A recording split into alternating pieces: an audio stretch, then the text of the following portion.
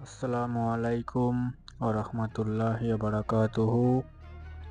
তো আগের ভিডিওতে আমরা আলহামদুলিল্লাহ 39 আয়াত পর্যন্ত কভার করেছিলাম। তো আজকে 40 থেকে স্টার্ট করব।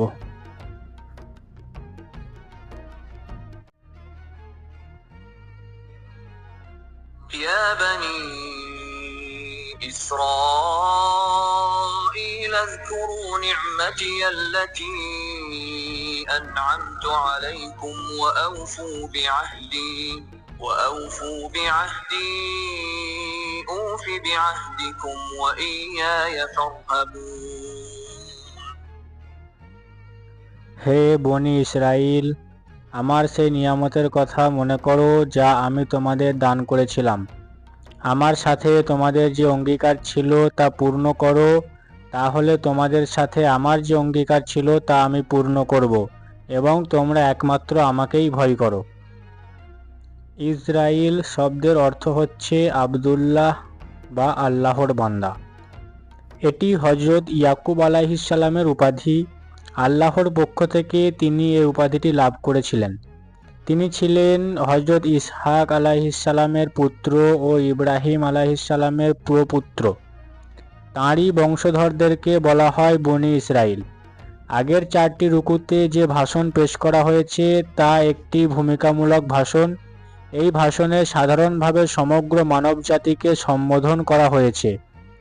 আর এখন এই 5ম রুকু থেকে 14 রুকু পর্যন্ত যে ভাষণ চলছে এটি একটি ধারাবাহিক ভাষণ। এই ভাষণে মূলত বনি ইসরাইলকে সম্বোধন করা হয়েছে, তবে মাঝে মধ্যে কোথাও কোথাও খ্রিস্টান ও আরবের মুশরিকদের দিকে লক্ষ্য করেও কথা বলা হয়েছে। আবার সুবিধে মতো কোথাও হযরত মুহাম্মদ সাল্লাল্লাহু আলাইহি ওয়াসাল্লামের দাওয়াতে সাড়া দিয়ে যারা ইসলামের ওপর ঈমান এনেছিল তাদেরকেও সম্বোধন করা হয়েছে। এ ভাষণটি পড়ার সময় নিম্নোক্ত কথাগুলো বিশেষভাবে সামনে রাখতে হবে। 1. পূর্ববর্তী নবীদের উম্মতের মধ্যে এখনো কিছু সংখ্যক সত্যনিষ্ঠ এবং সদ্বৃত্তি ও সদিচ্ছাসম্পন্ন লোক রয়ে গেছে। মুহাম্মদ সাল্লাল্লাহু আলাইহি ওয়াসাল্লামকে যে সত্যের আহ্বায়ক এবং যে আন্দোলনের মহানায়ক করে পাঠানো হয়েছে তাদেরকে তাঁর প্রতি ঈমান আনার এবং তাঁর আন্দোলনে শরীক হবার জন্য আহ্বান জানানোই এ ভাষণের উদ্দেশ্য। তাই তাদের বলা হচ্ছে, ইতিপূর্বে তোমাদের নবীগণ এবং তোমাদের কাছে আগত সহিফাগুলো যে দাওয়াত ও আন্দোলন নিয়ে বারবার এসেছিল, এই কুরআন ও এই নবী সেই একই দাওয়াত ও আন্দোলনের ডাক দিয়েছেন। প্রথমে এটি তোমাদেরকেই দেওয়া হয়েছিল। উদ্দেশ্য ছিল তোমরা নিজেরা এ পথে চলবে এবং অন্যদেরকেও এদিকে আহ্বান জানাবে এবং এ পথে চালাবার চেষ্টা করবে। কিন্তু অন্যদেরকে পথ দেখানো তো দূরের কথা, তোমরা নিজেরাই সে পথে চলছো না। তোমরা বিকৃতির পথেই এগিয়ে চলছো। তোমাদের ইতিহাস এবং তোমাদের জাতির বর্তমান নৈতিক ও দ্বীনি অবস্থায় তোমাদের বিকৃতির সাক্ষ্য দিয়ে চলছে। এখন আল্লাহ সেই একই জিনিস দিয়ে তাঁর এক বান্দাকে পাঠিয়েছেন। এটি কোনো নতুন ও অজানা জিনিস নয়, তোমাদের নিজেদের জিনিস। কাজেই জেনে বুঝে সত্যের বিরুদ্ধাচরণ করো না, বরং তাকে মেনে নাও। যে কাজ তোমাদের করার ছিল কিন্তু তোমরা করোনি, সেই কাজ আজ অন্যেরা করার জন্য এগিয়ে এসেছে, তোমরা তাদের সাথে সহযোগিতা করো। 2. সাধারণত ইহুদিদের কাছে চূড়ান্ত কথা বলে দেওয়া এবং তাদের দ্বীনি ও নৈতিক অবস্থাকে সুস্পষ্ট করে তুলে ধরাই এর উদ্দেশ্য। তোমাদের নবীগণ যে দিনের পতাকাবাহী ছিলেন, হযরত মুহাম্মদ সাল্লাল্লাহু আলাইহি ওয়াসাল্লাম সে দিনেরই দাওয়াত দিচ্ছেন। এ কথাটি তাদের সামনে প্রমাণ করা হয়েছে। দ্বীনের মূলনীতির মধ্যে এমন একটি বিষয়ও নেই যেখানে কুরআনের শিক্ষা তাওরাতের শিক্ষা থেকে আলাদা। এ কথাই তাদের সামনে তুলে ধরা হয়েছে। তাদের সামনে একথা প্রমাণ করা হয়েছে যে তোমাদের যে বিধান দান করা হয়েছিল তার অনুগত্য করার এবং নেতৃত্বের যে দায়িত্ব তোমাদেরকে ওপর অর্পণ করা হয়েছিল তার হক আদায় করার ব্যাপারে তোমরা চরমভাবে ব্যর্থ হয়েছ। এমন সব ঘটনাবলী থেকে এর সাক্ষ্য প্রমাণ পেশ করা হয়েছে যার প্রতিবাদ করা তাদের পক্ষে কোনো ক্রমেই সম্ভবপর ছিল না। আবার প্রত্যেকে জানার পরেও যেভাবে তারা তার বিরোধিতায় চক্রান্ত, বিভ্রান্তি সৃষ্টি, হঠধর্মিতা, কূটতর্ক ও প্রতারণার আশ্রয় নিচ্ছিল এবং মুহাম্মদ সাল্লাল্লাহু আলাইহি ওয়াসাল্লামের মিশনকে সফলকাম হতে না দেওয়ার জন্য যেমন পদ্ধতি অবলম্বন করছিল তা সবই ফাঁস করে দেওয়া হয়েছে। এ থেকে কথা পরিষ্কার হয়ে যায় যে তাদের বাহ্যিক ধার্মিকতা নিছক একটি ভণ্ডামি ছাড়া আর কিছুই নয়। এর পেছনে সক্রিয় রয়েছে বিশ্বস্ততা ও সত্যনিষ্ঠার পরিবর্তে হঠধর্মিতা, অজ্ঞতা ও মূর্খতাপ্রসূত বিদ্বেষ ও স্বার্থান্বতা।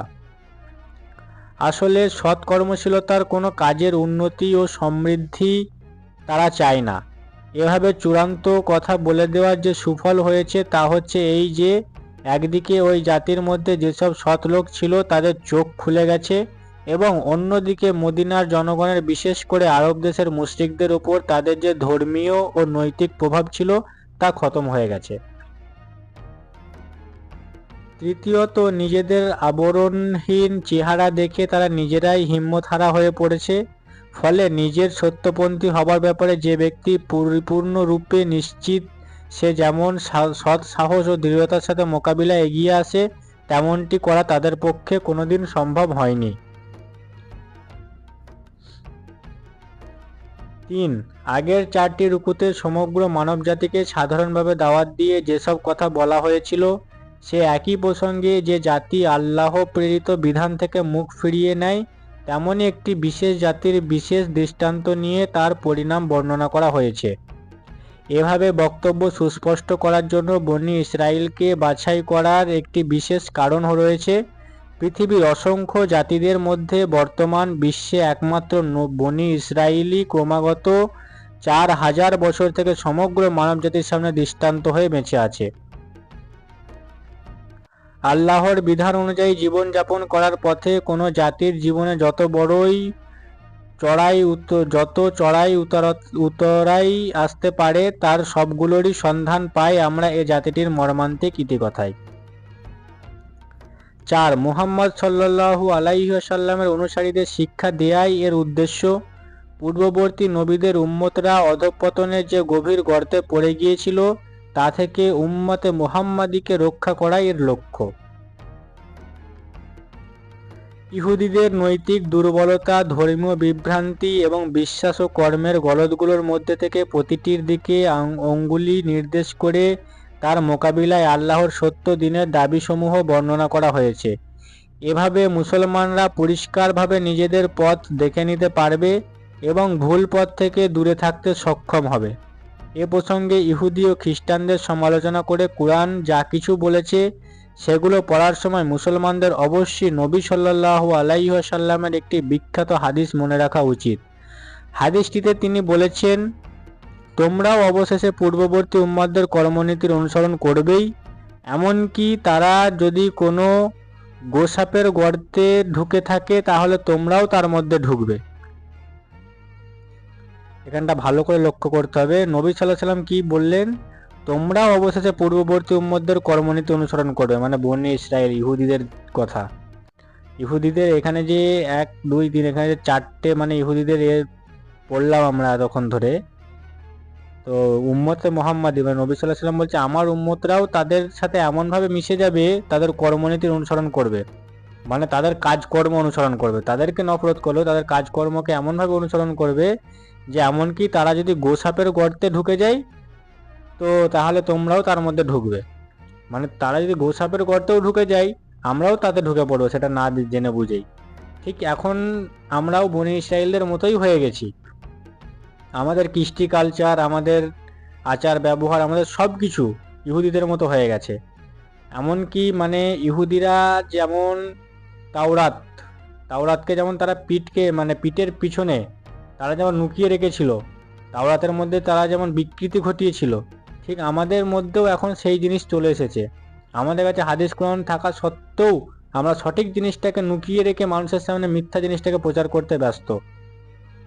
তো আমাদেরও এখন ব্যবহার এমন হয়ে গেছে, আচার ব্যবহার সব কিছু এখন ইহুদিদের মতো হয়ে গেছে। তো সাহাবীগণ জিজ্ঞেস করেন, হে আল্লাহর রসুল, আপনি কি ইহুদি ও খ্রিস্টানদের কথা বলছেন, জবাব দিলেন, তাছাড়া আর কি? নবী সাল্লাল্লাহু আলাইহি ওয়াসাল্লামের এই উক্তিটি কেবলমাত্র একটি ভীতি প্রদর্শনী ছিল না, বরং আল্লাহ প্রদত্ত গভীর অন্তর্দৃষ্টির মাধ্যমে তিনি জানতে পেরেছিলেন বিভিন্ন নবীর উম্মতের মধ্যে বিকৃতি এসেছিল, কোন কোন পথে এবং কোন আকৃতিতে তার প্রকাশ ঘটেছিল।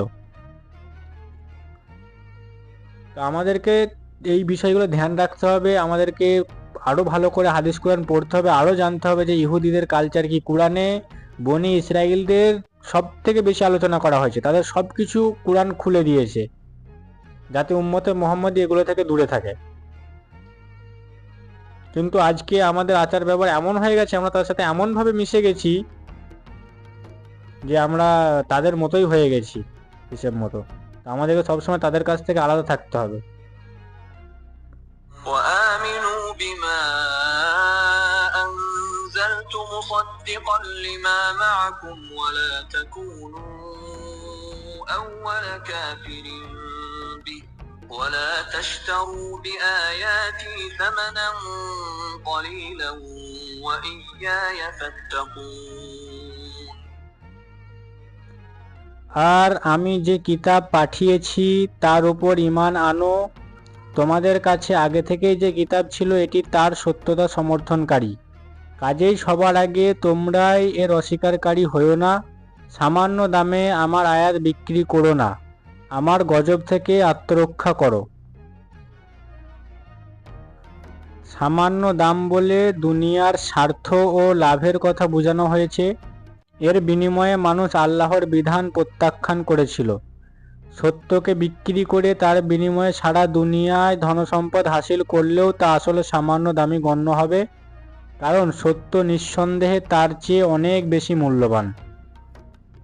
ولا تلبسوا الحق بالباطل وتكتموا الحق وأنتم تعلمون।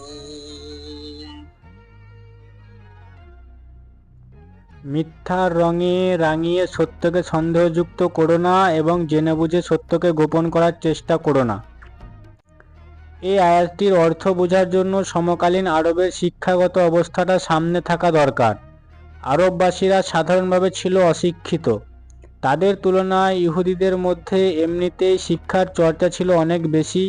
তাছাড়াও ব্যক্তিগত পর্যায়ে ইহুদিদের মধ্যে এমন অনেক বড় বড় আলেম ছিলেন যাদের খ্যাতি আরবের গণ্ডি ছাড়িয়ে বিশ্ব পর্যায়েও ছড়িয়ে পড়েছিল। তাই আরবদের ওপর ইহুদিদের জ্ঞানগত প্রতিপত্তি ছিল অনেক বেশি। এর ওপর ছিল আবার তাদের উলামা ও মাশায়েখের ধর্মীয় দরবারের বাহ্যিক শান শওকত। এসব জাঁকালো দরবারে বসে তারা ঝাড়ফুঁক দেওয়া, তাবিজ ইত্যাদির কারবার চালিয়ে জনগণের ওপর নিজেদের প্রভাব ও প্রতিপত্তি গভীরতা ও ব্যাপকতর করেছিলেন। বিশেষ করে মদিনাবাসীদের ওপর তাদের প্রভাব ছিল প্রচণ্ড, কারণ তাদের আশেপাশে ছিল বড় বড় ইহুদি গোত্রের আবাস। ইহুদিদের সাথে তাদের রাত দিন ওঠা বসা ও মেলামেশা চলত। একটি অশিক্ষিত জনবসতি যেমন তার চাইতে বেশি শিক্ষিত, বেশি সংস্কৃতিবান ও বেশি সুস্পষ্ট ধর্মীয় গুণাবলী অধিকারী প্রতিবেশীর দ্বারা প্রভাবিত হয়ে থাকে, এই মেলামেশায় মদিনাবাসীরাও ঠিক তেমনই ইহুদিদের দ্বারা গভীরভাবে প্রভাবিত ছিল।